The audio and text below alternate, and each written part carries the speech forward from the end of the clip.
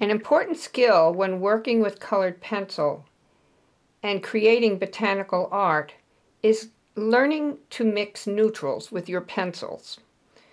You will need browns, dark greens for shadows, and you'll also need blacks.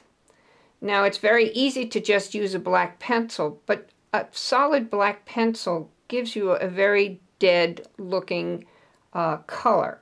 So we try to achieve blacks using the colors that we have in our sets, and staying away from the black and getting a color that's beautiful and rich and as close to a black as possible, without losing the richness that comes from layering multiples of color.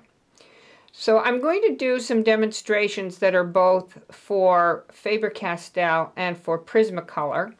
On the sheet that you see on the screen, and you should create your neutrals in the same way so that these become swatches that you can refer to just the way you did the swatches for your stick colors in the beginning of our class.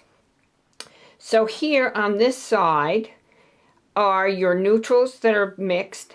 The next column will be your blacks, and these are both Faber-Castell. The next two columns are Prismacolor. These will be your blacks, and these will be your brown neutrals.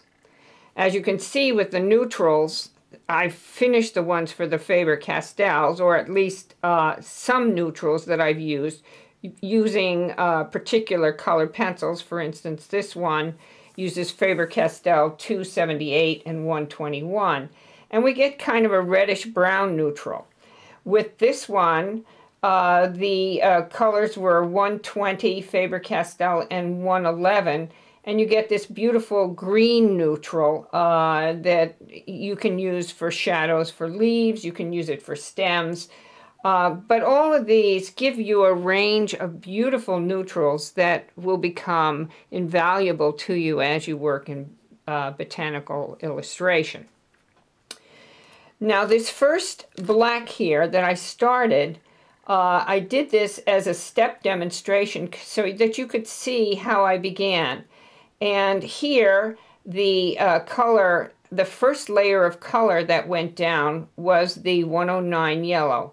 Then I put down a layer of 144, then another layer of yellow, another layer of 144, another layer of 109 yellow, another layer of the blue, I think this is Delft blue to be exact, the yellow, more blue, and even another layer of yellow, and more blue on the top. So you get this nice rich kind of bluish black in the process. This is just to show you the steps, and I will eventually fill all of these in so that, and following the steps, I will start with the blue because I have the yellow down here, then the yellow, take it all the way to the end so I have a nice solid black to use. This second example of black, I'm going to use a 151 green, a 225 red, and a 107 yellow. And I've started with, well, actually it's a blue. To be exact, it's the dark indigo, which is almost a violet blue. And you can see I've started to lay in the color, and I will finish that by just filling in this shape. The shapes that you're going to use are the same size shapes that you did for your stick colors when you did the primary examples.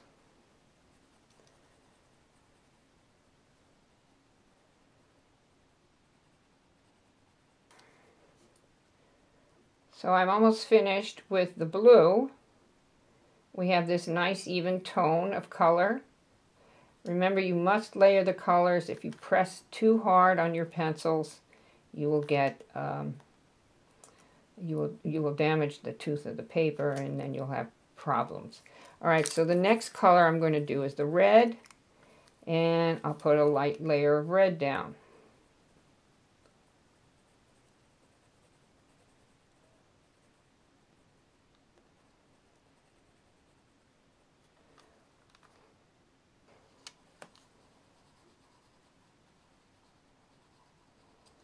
So we're almost finished with the red.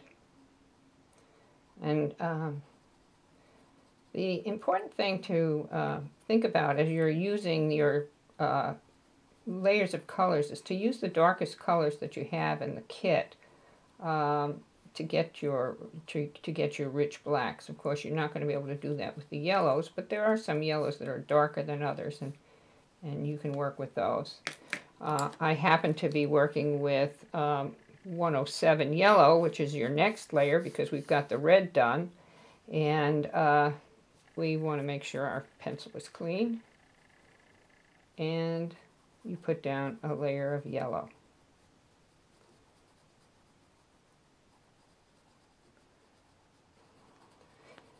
So we're almost done with the yellow layer, and then we go back to the blue again to start the whole process over again.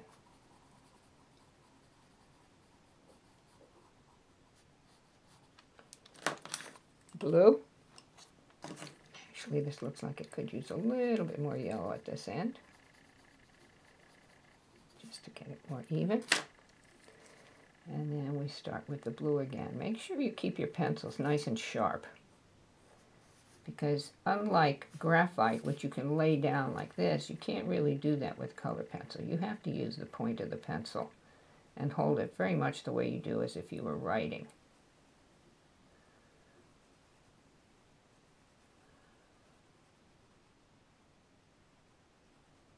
So we have our second layer of blue down.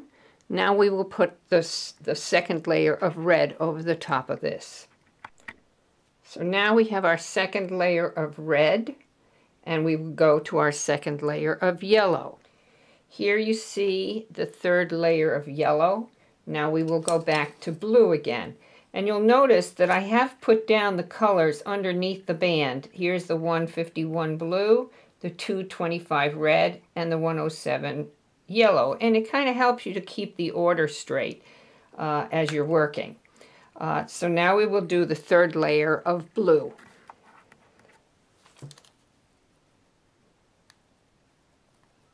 And as you can see, it's getting darker and darker as we apply these layers.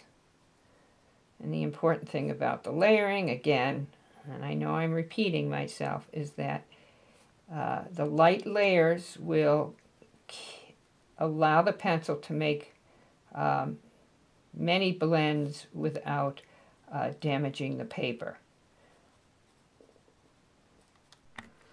So now we have our third layer of blue, and we're going to go to our third layer of red.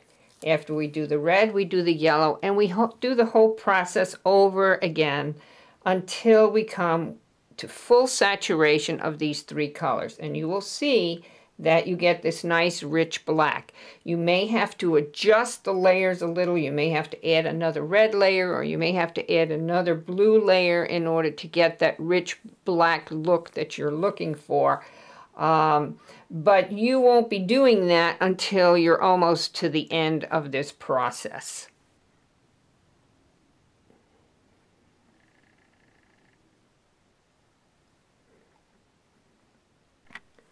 And so here you can see, now that we've put on several layers of color, what a nice rich black you can get with colored pencil. It's not as heavy and dark as a true black, but it certainly is dark enough for anything that you may need for your botanical illustrations. So the next thing that we should do, now that we have this nice rich color, is take our colorless blender and smooth out our tone so that we get this nice even quality.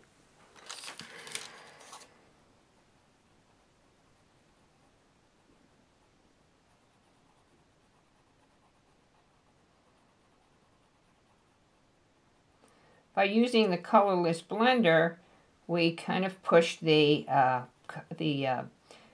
pencil pigment into the tooth of the paper and get rid of some of that sparkle, especially if you want a nice flat color.